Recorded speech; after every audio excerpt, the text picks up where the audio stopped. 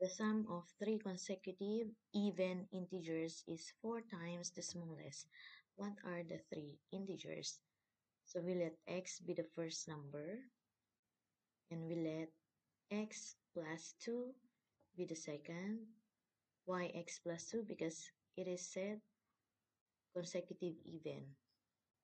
And the third number, x plus 4.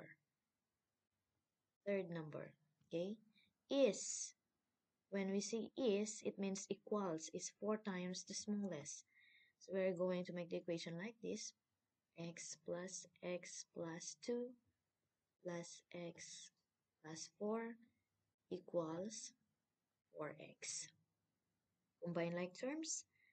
This one, and this one becomes 3x plus 6 is equal to 4x.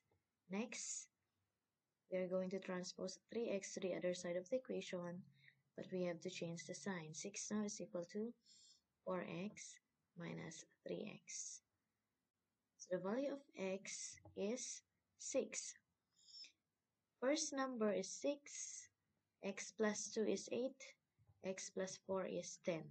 So these are the three consecutive even integers.